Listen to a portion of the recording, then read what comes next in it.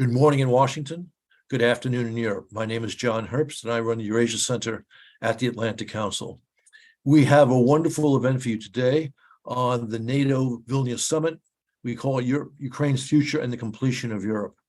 We have an absolutely brilliant paper that will be presented by Sandy Vershbow and Ian Brzezinski, and we have an all-star panel.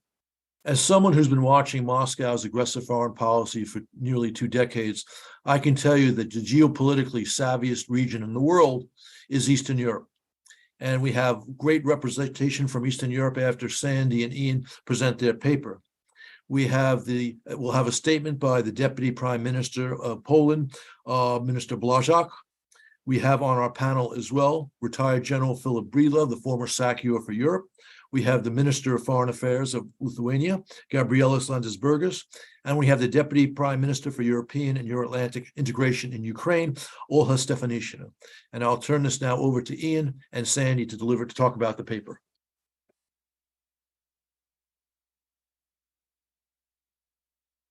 Thank you, John. John, can you hear me? We all hear you. Great. Well, John, Ambassador Herbst, let me thank you and the Europe Center and the Brent Scowcroft Center for hosting this event. It's a real privilege to be on such an august and senior panel. The focus of the paper that Sandy and I drafted is the upcoming NATO summit that'll take place in Vilnius this July, just 2.5 months now. The central issue of that Vilnius summit, that NATO summit, will be Russia's ongoing brutal and unjustified invasion of Ukraine. The summit will also be occurring in the context of a Ukrainian counteroffensive, one that will have already been launched or one that will be about to be launched. So in that context, the summit has to produce more than just a rhetorical articulation of transatlantic solidarity in support of Ukraine and against Russian aggression. Too much is at stake at this war. And it's worth reminding ourselves what those stakes include. First is the obvious, Ukraine's sovereignty and independence. And it's more than that. It's more than just territory. Putin literally seeks to redefine on his own terms and by brute force the identity of the Ukrainian people.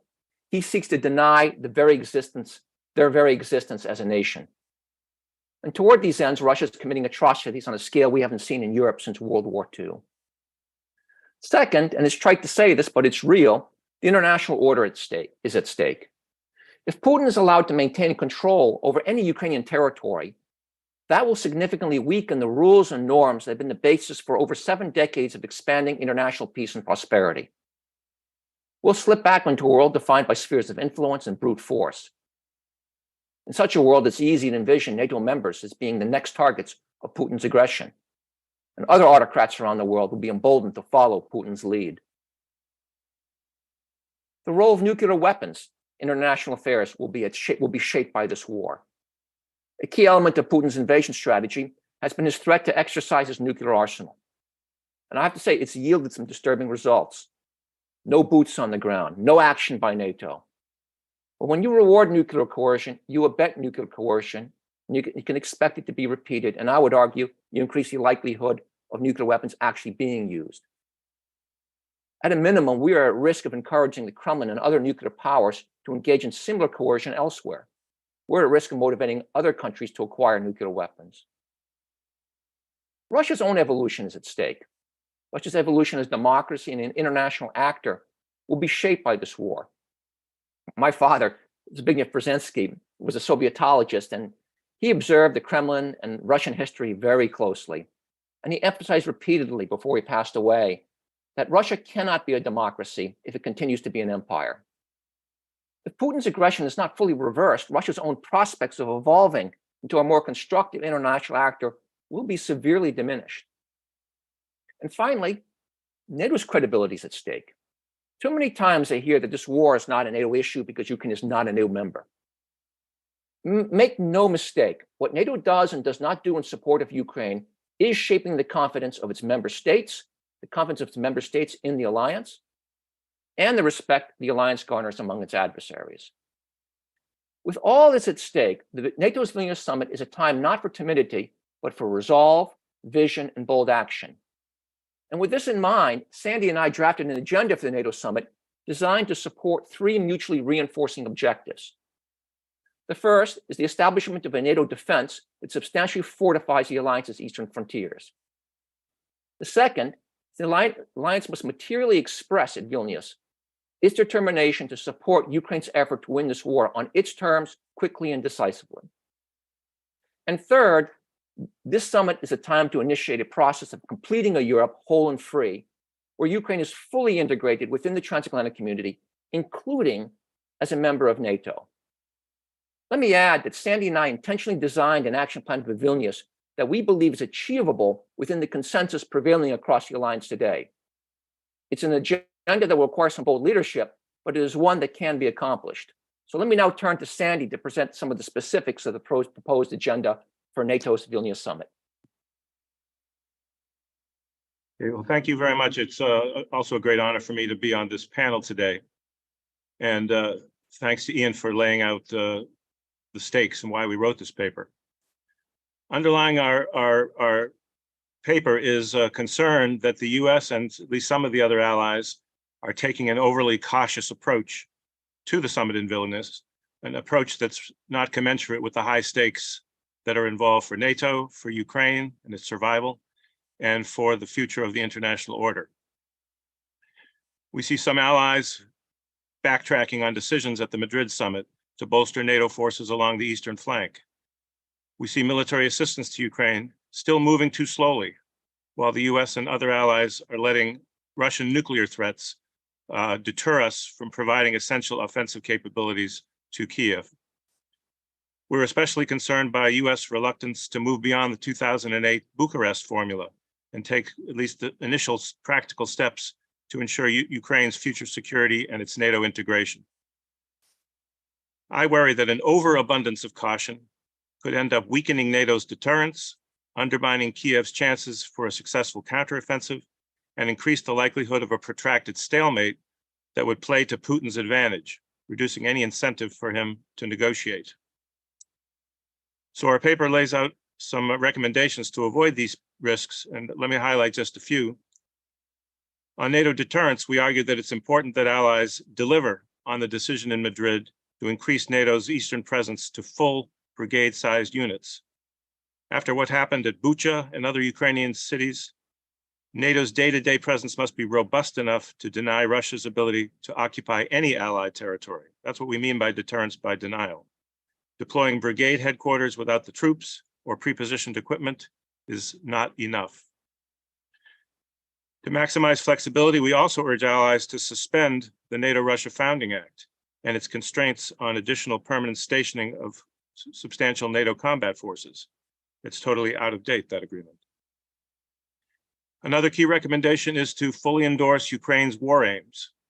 We need to embrace unequivocally the goal of a Ukrainian victory and provide them all the capabilities that they need to drive the Russians out of territories occupied since the beginning of Russia's invasion. And by that, I mean since 2014. Although this may be difficult, we should uphold the principle that it is illegal to seize territory by force. And while the war may end through negotiations, we should be careful not to undercut the Ukrainian position before negotiations have even begun.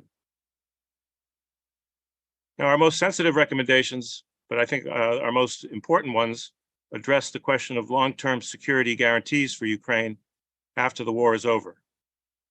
Echoing a long list of current NATO leaders, as well as no less than Henry Kissinger, we argue that after Russia's brutal, unprovoked aggression and war crimes, security in Europe simply requires a Ukraine anchored in NATO. Just stating that Ukraine will become a member of NATO one day, as we've been doing for the last 15 years since the Bucharest summit, but failing to take any steps to make that a reality has been counterproductive in the extreme. While NATO membership will not be possible until hostilities end, Vilnius is an opportunity to state clearly that membership is the ultimate destination for Ukraine, and to back that up with concrete interim steps that at least begin to define the process for getting there. And to this end, we suggest, instead of a membership action plan, that allies establish a NATO-Ukraine deterrence and defense partnership, building on the Enhanced Opportunity Partners program. The immediate aim would be for NATO to assist in hardening Ukraine's deterrence and defense capabilities to a degree sufficient to deter renewed Russian aggression, so-called porcupine defense. This would serve as an interim security guarantee for Ukraine until allies are ready to provide membership in an Article 5 guarantee. Now, there's many more proposals in our paper, but I've used up my 4 minutes. I urge you to look at these other recommendations and the details of what I've just laid out. We very much welcome your comments. Danny, thank you very much. I think we'll now turn to a statement by Polish Deputy Prime Minister Błaszczak, which was pre-recorded.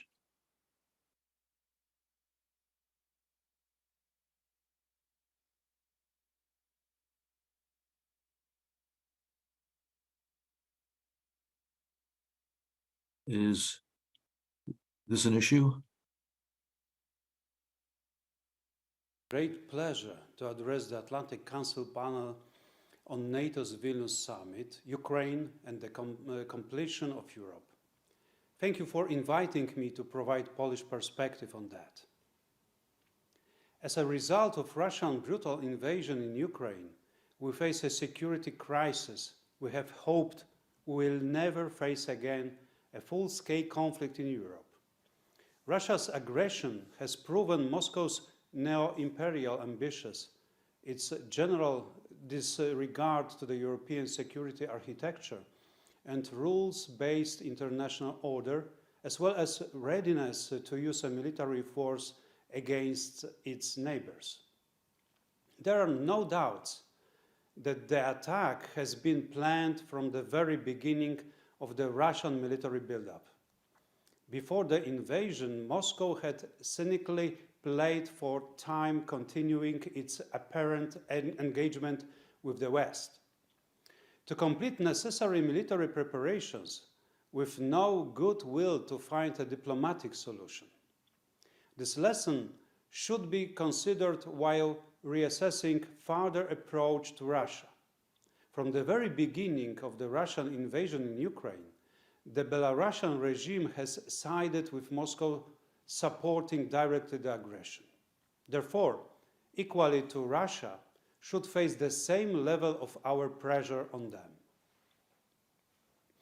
Poland is committed to the 360-degree approach.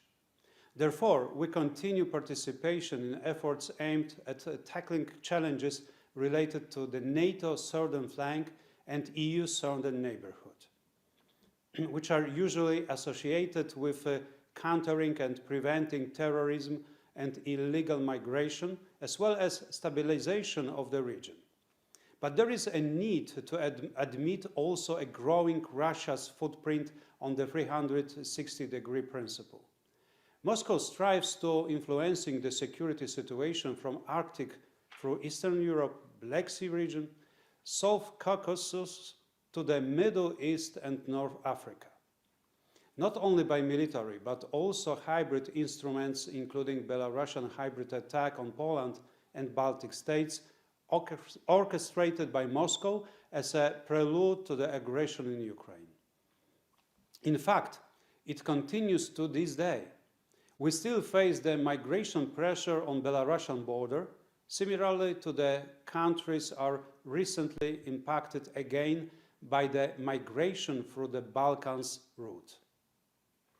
No country can fully address the entire spectrum of threats and challenges alone.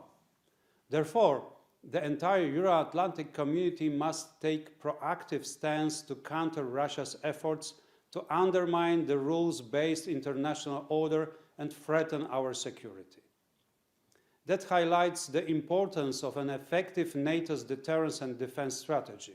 Therefore, we welcome NATO Madrid summit decisions, enhancement of NATO's battle groups on the eastern flank, scalable to the brigade level, also significant extension of NATO force structure, including through gradual increase of the high readiness forces, coupled by decisions on pre-positioned equipment and stockpiles of military supplies, as well as robust NATO command and control arrangements.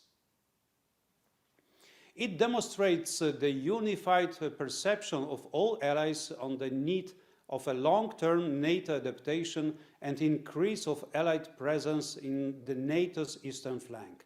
The adaptation, which should transform NATO assurances from forward presence endorsed during NATO Warsaw Summit in 2016 to the forward defense, able to ensure the deterrence by denial of every inch of NATO's territory.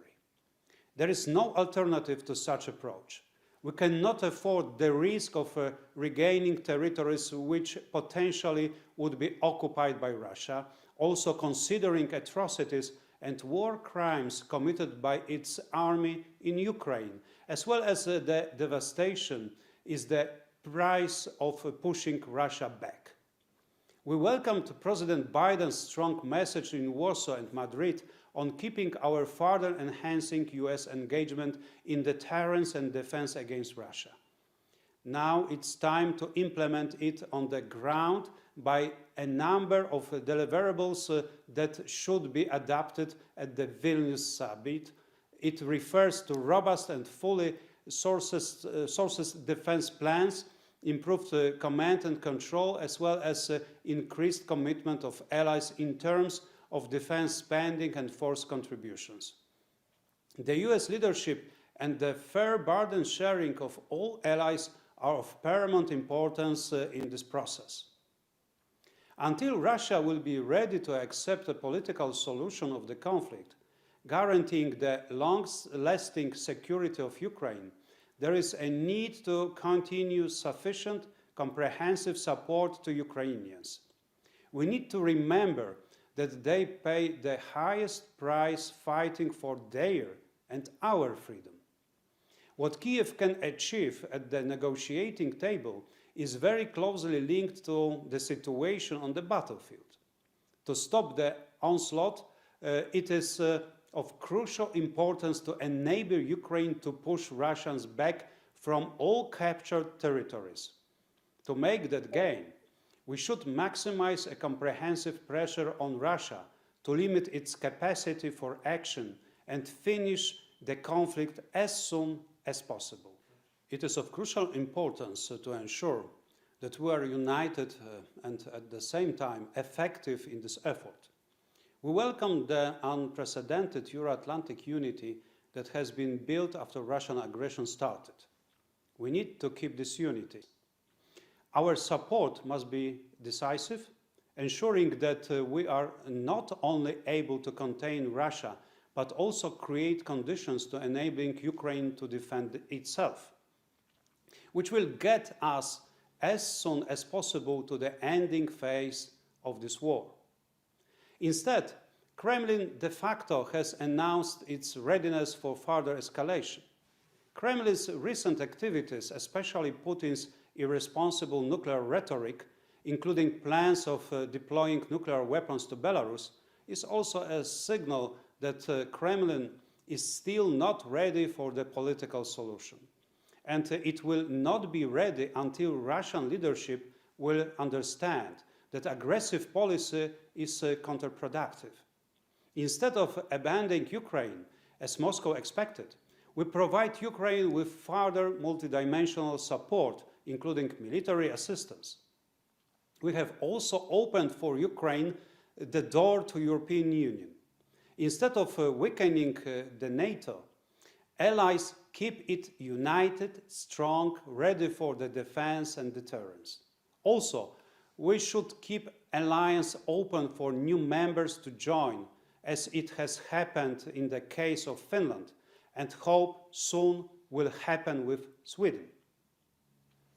In such circumstances, there is a need to deepen a comprehensive pressure on Russia to revert its strategy, including through political, economic, and technological isolation, including maximized sanctions policy, imposed not only by the Euro-Atlantic community, but all like-minded partners across the globe. We need to convince a broader spectrum of countries that still keep their relations with Russia that Moscow's irresponsible behavior is not in their interest. Sanctions must be not only extended but also sealed. There is also a need to reinforce the message directed to the Russian society to stop this brutal aggression. At the same time, there is a need to continue the military support related to the supplying Ukrainian armed forces with armaments, munitions, equipment servicing, trainings. There is a need for synergetic effort on both sides of the Atlantic in this regard, including coordination between EU and NATO countries. The solidarity realized by financial contributions is also valuable, especially if donated by countries which for some reasons are not able to participate otherwise.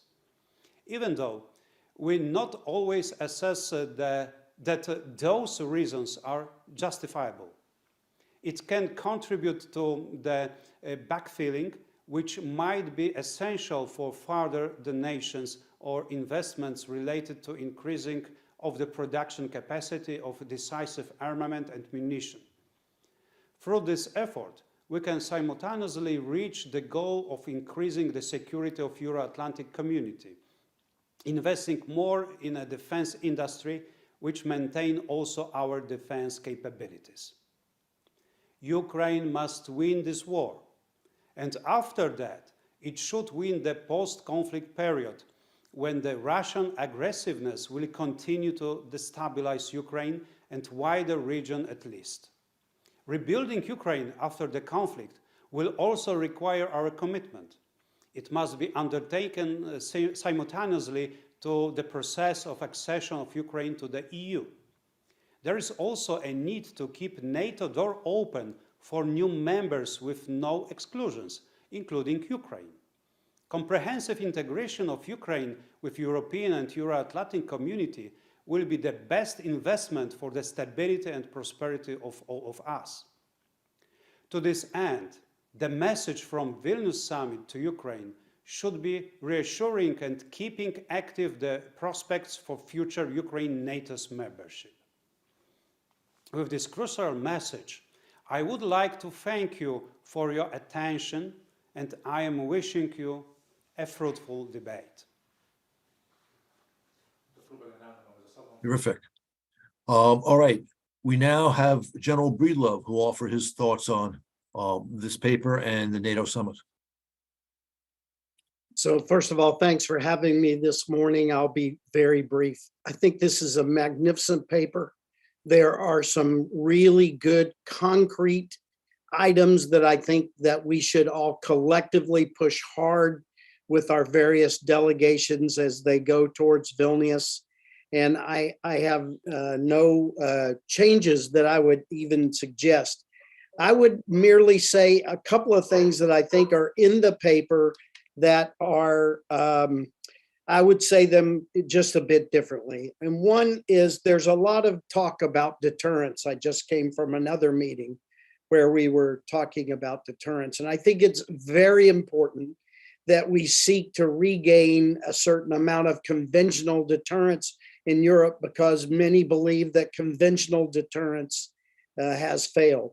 But the point I'd like to make, and then I'll get off the stage, is that we always talk about reestablishing deterrence of Russia. I would open the conversation even broader to say, we need to become undeterred.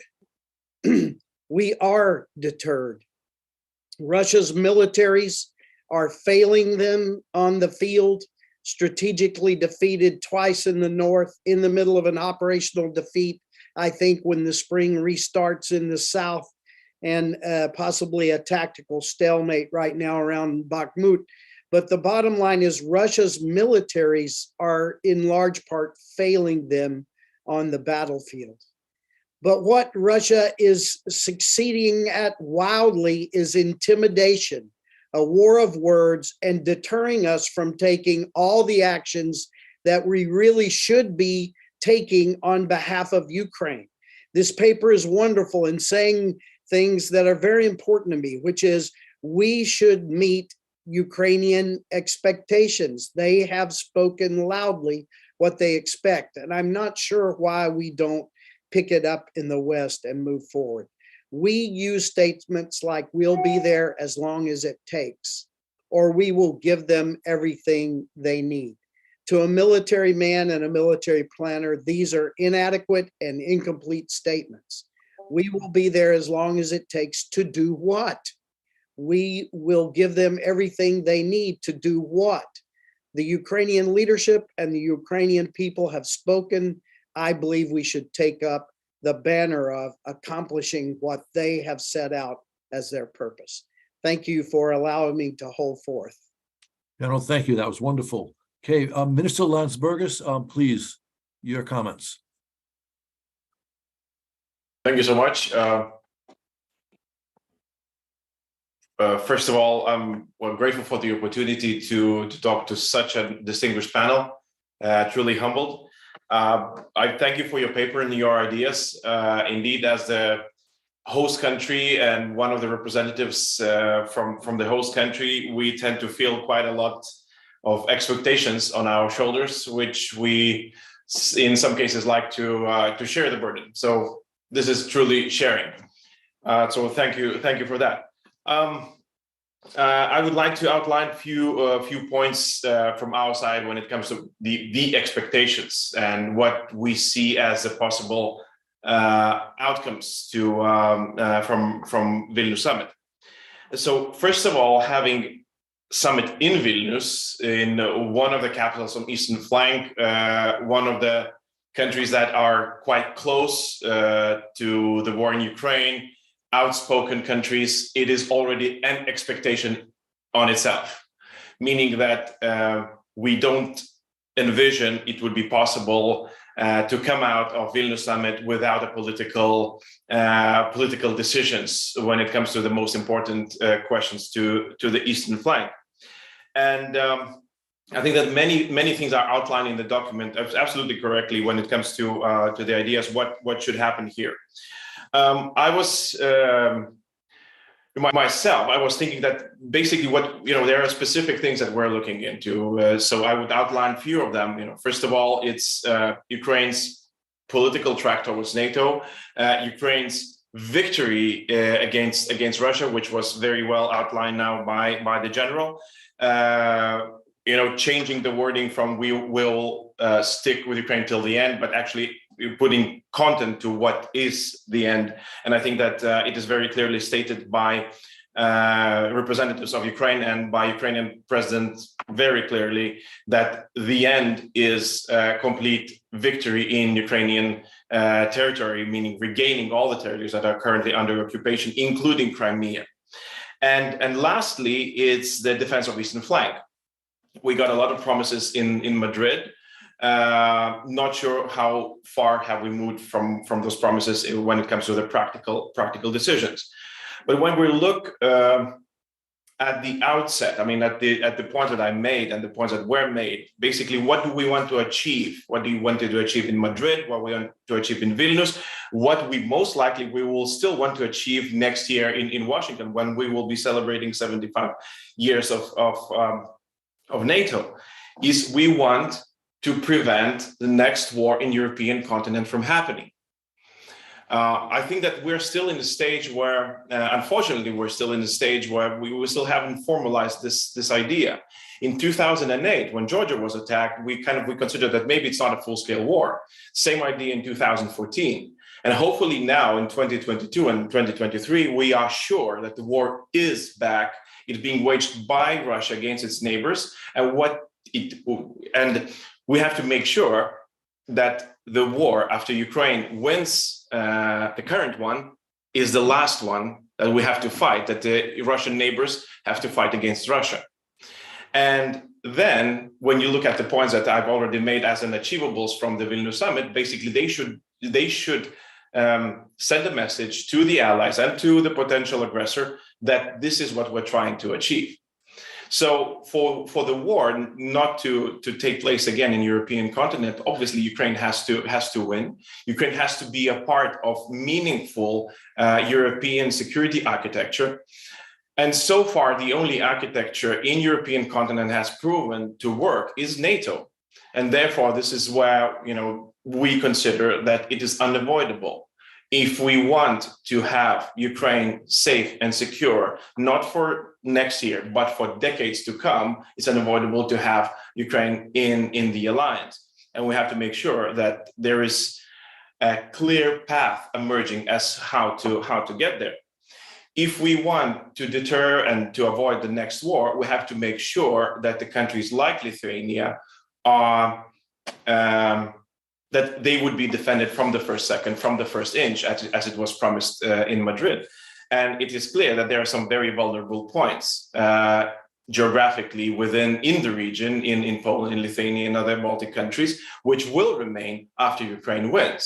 That means that we have to, since we're sure that the war is back in the European continent, we are quite sure that actually, we're not sure whether the regime in Russia will change. It might remain in a different form after Ukrainian victory, but we have to make sure that the vulnerabilities that are happening out of geography, that they will be covered. And therefore, it is so important that the promises made in Madrid, that they are fulfilled, either now or a path of how can they be fulfilled is set out. So basically, I would round up the main expectation that the people have in the region, that the journalists will be asking when they will arrive in Vilnius, and then will try to get the answers from the politicians who will be attending the summit. They will ask, are you satisfied? And the main satisfaction is, are you sure that we did everything that it takes? Are we sure that the next war in the European continent will not be happening, because the aggressors know it's very loud and clear that they're not here to win. Thank you. Mr. Minister, thank you very much. And now we turn to my old friend, the Deputy Prime Minister of Ukraine, Olga Stefanishyna. Please, Deputy Prime Minister, over to you. Hello, John. Hello, colleagues. Thank you for all of your remarks.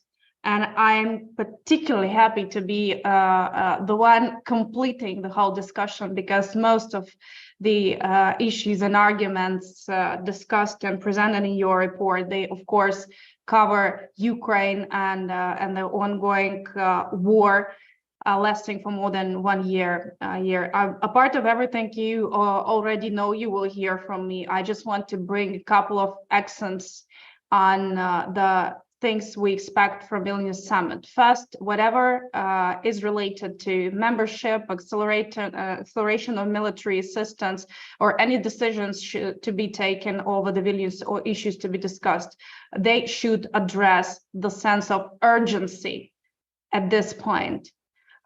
It's not only that the war is lasting for more than 1 year. It's not a war in its classic understanding. It's a terror. It's a terror against civilian population, against people.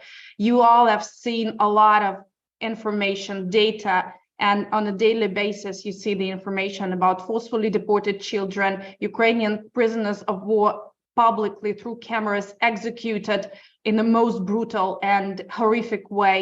Our ombudsman person just reported on the dozens of videos of public execution of Ukrainian soldiers by the Russian military, which are available at our disposal, which are subjected to the national justice and will be part of the justice through the Hague process. Ukrainian law enforcement investigates reports of massive killings of civilians and children. Criminals from Wagner Group commanders have not feared to tell in public through cameras, through the interviews, that they executed 5-year kid. And the very fact of this logic, that this was a direct command to execute every civilian in Bakhmut, they will be able to see. So that all of these issues, they bring me to a very simple message, that there is simply no room for any discussion on ending the war. There's only one way to end the war, is to make Russia defeated on a military battlefield and responsible for the crimes committed.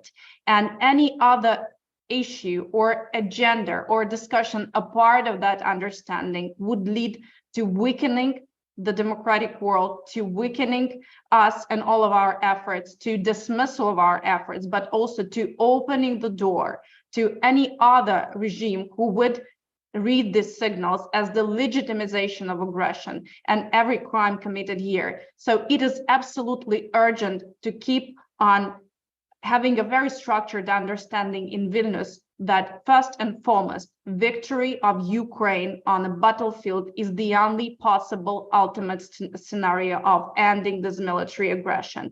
Holding Russia accountable for the war crimes, for the genocide and the terror committed over the more than 400 days of the military aggression is an essential element of the new security architecture, of the stability architecture in Europe and on the peace of Europe. And this is something which could not be hidden between the wording, playing the bureaucratic acrobatics and etc., and hearing concerns from the other partners. This is the only way out of the situation. Thank you for your report and for the remarks I've heard. And I want to a bit shift the focus from the Russia. Of course, it is important to speak and discuss what signals will be sent to Russia over the Vilnius summit. What could be the actions followed by these or that decisions of the Vilnius summit? What is the way of transformation of Russia or diminishing its imperial hunger games? But it's also very important to speak about Ukraine, and the decisions needed to be taken over the Vilnius summit. They first and foremost should be taken for the NATO allies themselves and for Ukraine. And it's really important to understand, looking back to the history, we should not only refer to the very sad Bucharest summit where Ukraine were not given the membership action plan, and now we can reflect on the lessons learned from this political ambiguity. We should also learn our lessons on the decisions which have been taken for Ukraine, and these decisions have been successful so far. Ukraine, the association agreement has been signed for Ukraine despite the threats of the Russian Federation, and it has been a success. All the European Union has stood for Ukraine to grant Ukraine the candidate status, to show that all 27 EU member states will stand for Ukraine as long as it is needed. And after the war is over, after Ukraine wins, Ukraine becomes a member of European Union. These decisions has been taken for Ukraine, and these decisions has led us to where we are in our reforms agenda, in our transformation. These decisions made Ukraine stronger, made Ukraine more resilient, and made Ukraine more capable, and made Europe more united. So whenever we're talking about the decisions expected from the Vilnius summit, first and foremost, they should be taken for allies and for Ukraine. And whatever is discussed as the concerns of Russia is to be demystified. Everything Russia has been saying has been demystified by Ukraine. All the threats has put on by Russian Federation and goals set since 24th of February, starting from the 3-day war. They were demystified and failed to be achieved by the Russian Federation so far. So this is the fear which should not be in the room, which should not be taken into account whenever decisions shall be taken as regards Ukraine, for Ukraine and for allies. Thus, of course, it's very important that I could also reflect on the process we've been going through since the moment when Ukraine signed a letter to the alliance, signed by President, Speaker, and Prime Minister, suggesting that NATO will invite Ukraine to join alliance. And now, when we are preparing to the Vilnius summit, it's very important to understand that this appeal to NATO leaders was targeted not to as an instrument to end the war and to with the understanding that inviting Ukraine to join NATO would somehow help in holding Russia back or help us in ending this war. It is exactly what Gabriel Landsbergis were referring to. It's about building the resilience towards further aggression, and we should not put separately the NATO file from the other files related to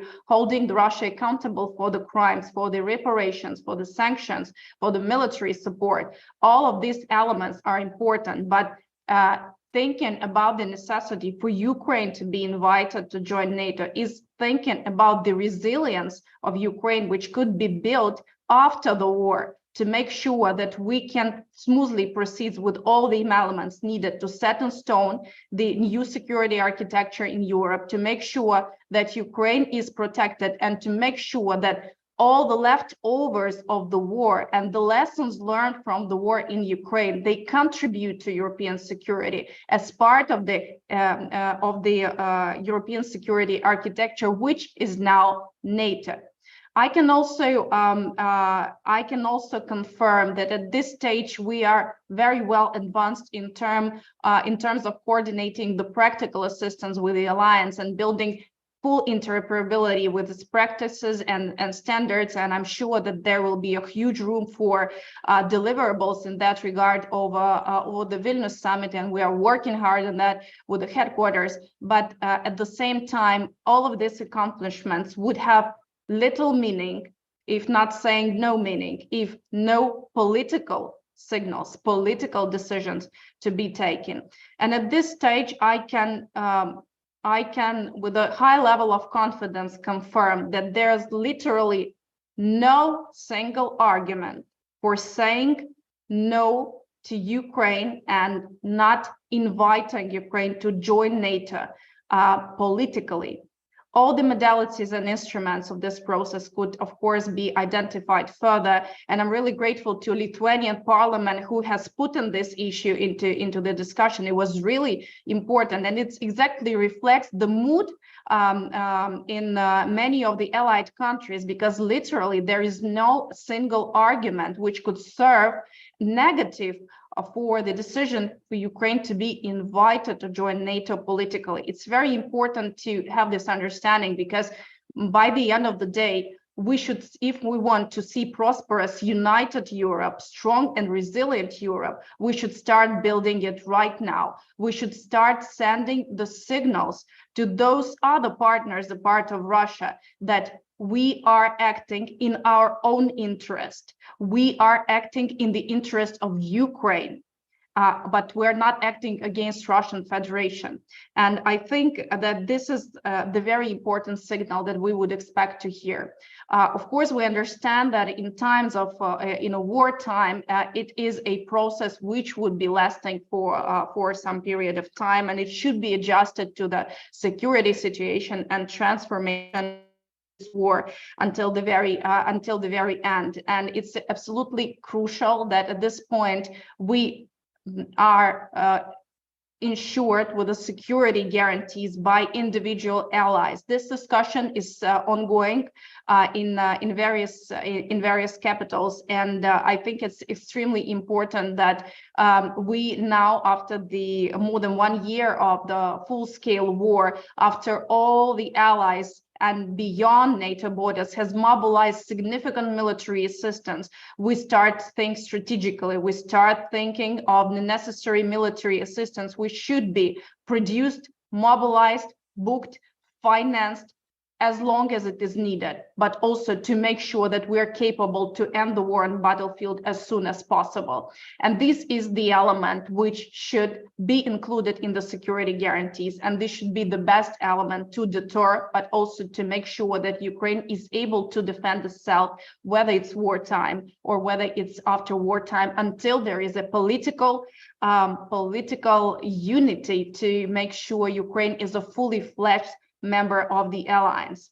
I think I would have think that addressing the US and broader audience, I would be more modest in my wording, and probably US administration would be not the most fascinated one with the remarks on my side. But I think I've become more and more open in our expectations, especially after the recent release of the article in the Newsweek saying that US supports Ukraine membership in NATO. Most of the Americans support Ukraine membership to NATO. And I think that this is something which is extremely important, that people understand, people support, and we really praise them for all the support to Ukraine so far, and hope the support will continue and will evaluate to a very strategic decisions again for allies and for Ukraine, which has been a success path so far. And I think that NATO should not be excluded from that. Thank you. Thank you very much, Madam Deputy Prime Minister. All right, since we only have 13 minutes left, we'll turn straight away to audience questions. And while the Eurasia Center believes strongly in deterring Kremlin aggression, we are happy to have some controversy. And the first question is a somewhat controversial one from Harley Schlanger, who I should tell you writes occasionally for the Russian International Affairs Council, where he's listed as a vice president of the Schiller Institute and a spokesman, I should say, for former U.S. politician Lyndon LaRouche. His question is to Ian. You speak of peace over the last 70 years. Do you not see U.S.-NATO wars in Yugoslavia, Afghanistan, Iraq, and Libya as a violation of the peaceful order that you cite? Thanks, Ambassador Herbst. That's a good question, but I think if you take a historical perspective and you look at the last 70 years and you compare it to the first 40 years, or 45 years of the 19th century, it's incredibly much more peaceful. Yes, there were continued wars, not those just involving the United States, but other places around the world. But the level of violence and suffering was far less globally than it was previously. And that's just documented. The standards of living around the world have increased. Those last 70 years featured a spread of democracy in an unprecedented form that enhanced peace and prosperity. So I think the fundamental premise of the question is wrong. Okay, thank you. Next question is from Michael Whitfield. Ukraine joining NATO is the ideal outcome we all desire. Will steps in this direction not result in Russia ignoring the deterrence of Article 5 protection for Ukraine? Sandy, you want to take that quickly? Sure. I think that obviously, if we're going to eventually extend membership to Ukraine, which I am in favor of, and I hope it won't take more than a couple of years to get there. But obviously, we have to be serious about it. We have to have an ability to actually deliver on an Article 5 guarantee, that in terms of the capabilities, the training, the exercises, and most importantly, the political resolve and the political unity within NATO to make that deterrent credible. People said that the Baltic states weren't defensible, but we brought them into NATO, and we have now put on the ground the capacity to defend them. In the case of Ukraine, they're going to enter NATO with one of the most capable, proven armed forces in Europe and in the world. So between their capabilities, and our commitments, I think a credible deterrent can be achieved. And it's good that we start talking about this rather than being in thrall to Russian objections. Okay, thank you. We have a question from Carla Wagner. What measures do you recommend NATO take to proactively protect the infrastructure on which Europe depends, such as the sea and seafloor communications and internet cabling? Dutch officials' investigation shows how vulnerable they are. Nuclear saber rattling aside, we risk far more likely and easier to implement terrorist attacks. General Breedlove, your thoughts on that? Well, it's a great question. And actually, I was hoping you would not ask me that one. Well, if you want, I can turn to someone else. No, it's a tough question. You know, this is all about priorities. We have many challenges in front of us, military challenges from Russia running amok in its neighbors' territories to the terrorism that is mentioned. And so ruthless prioritization of the money and the effort that we make to divide among these various efforts is going to be required. We don't have enough money to do everything we want to do in each one. And so I think that one of the things that the aggression in Ukraine has pointed us to is that we are going to have to pay more attention in the future to those infrastructures that are most important to us: transportation, energy, etc. And so investment there is going to happen as well. And the last thing I would say is there are many things that are happening in Russia's gray zone around Eastern Europe that we are aware are Russian actions, yet we are not holding them accountable. A first step in all of this is to bring Russia to account for its actions. And then I believe that will also help deter. Over. Okay, thank you.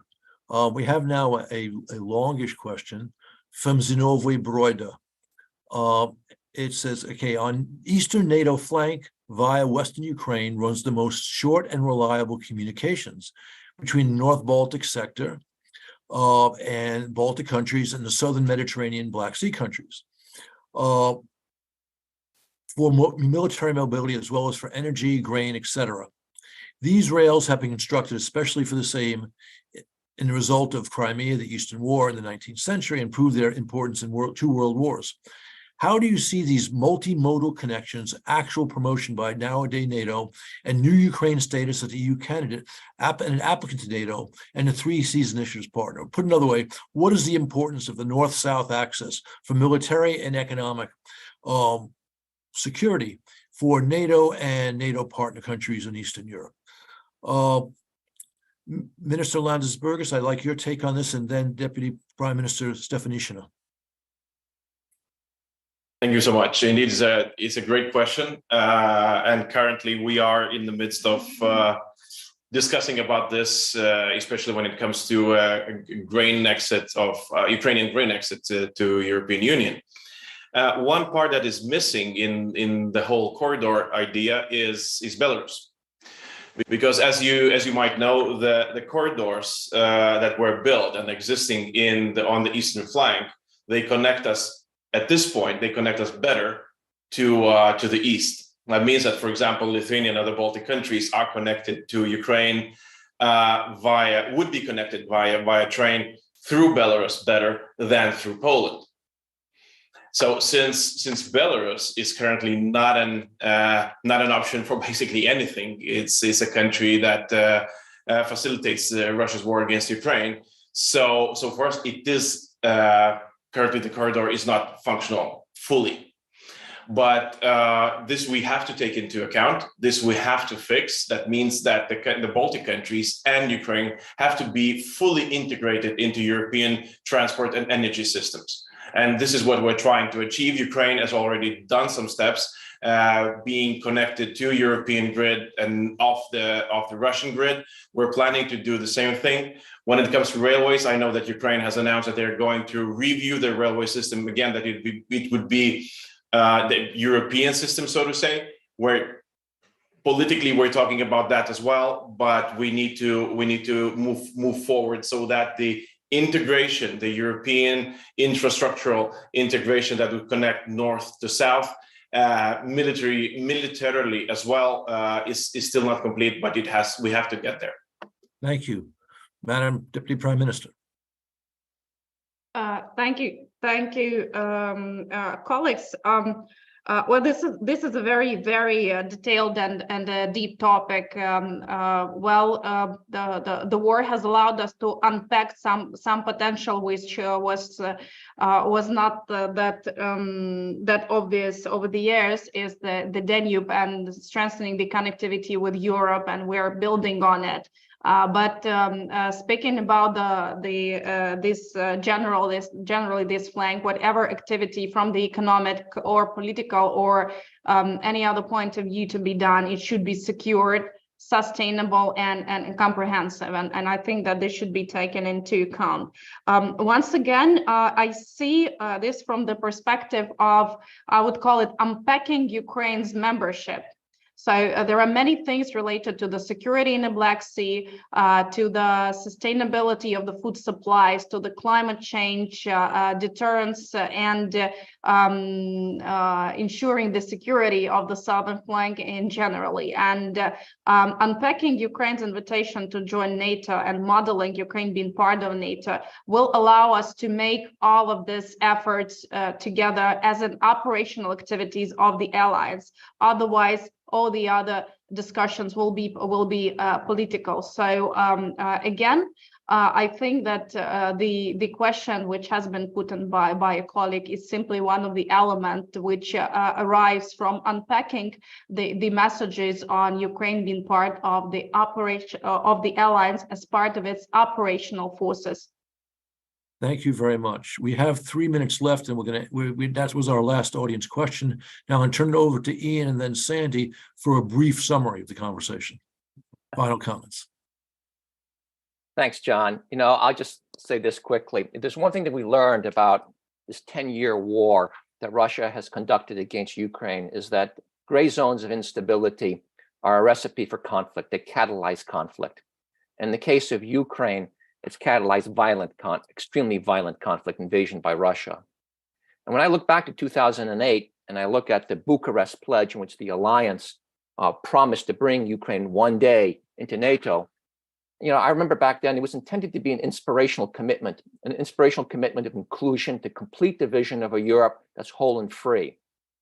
But here we are today in 2023, and time and timidity has transformed that pledge into a disingenuous symbol of indefinite procrastination, if not hypocrisy. And we're living today, Ukraine is living today, the violent consequences of that transformation.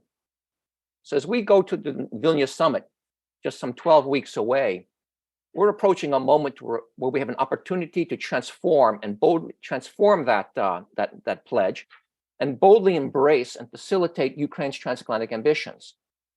Doing so is in the interest of the entire transatlantic community, as it is the key to enduring peace and stability in Europe, removing that gray zone. And we owe it to the Ukrainians. Their sacrifices on the battlefield in defense of our interests and our values show that they've clearly earned the right to NATO membership and will add a lot to that alliance. Thank you. Ian, thank you. Before I turn to Sandy, I forgot to give Phil a two-finger response to the last question. So Phil, go ahead, and then we'll finish up with Sandy. Okay, I'll be very brief. Any north-south movement of any sort of goods, protection, defense capabilities are going to rely on the northern Black Sea ports, and for that matter, all the Black Sea ports. And I think this argues strongly for we need to understand how important it is that Ukraine recover control of Crimea. If we allow Crimea to be a military post and a military launch point for capability to disrupt the northern Black Sea, that will interfere with everything that was discussed in that question. Thank you. Thanks, Phil. Sandy, over to you to bring us home. Okay, well, thanks very much. Let me say I agree with what Ian just said before. I won't repeat that. Just clearly, the recent history shows that when we're not firm, when we do not respond effectively to Russian aggression, it only invites more aggression. So yes, gray zones invite trouble if we don't stand up for our principles. But I also take away from this discussion from Minister Stefanishina the importance that we attach real urgency to all the issues that are on the agenda for Vilnius. I worry that a bit of complacency and even self-congratulation has entered into this debate in our country and in some of the European countries. There is no room for complacency. The outcome of this conflict is far from certain. We have to continue to do what's necessary to ensure that Ukraine emerges victorious from this war, and also that we are doing everything to prevent the next war, as Minister Landsbergis suggested as one of our goals. And we're doing this for our own security, but we're doing it because the Ukrainians have earned it. They deserve our support, and we need to do everything we can to redouble that support and make the Vilnius summit a real inflection point. It can be an inflection point if we use it properly. That means a little bit more urgency, boldness in how we approach the agenda. Thank you very much, Sandy, and thanks all to our ministers for joining us. First-rate intellectual product, great participation, and this will hopefully move the debate on the subject in the right direction. Thanks everyone for tuning in. Thank you, John.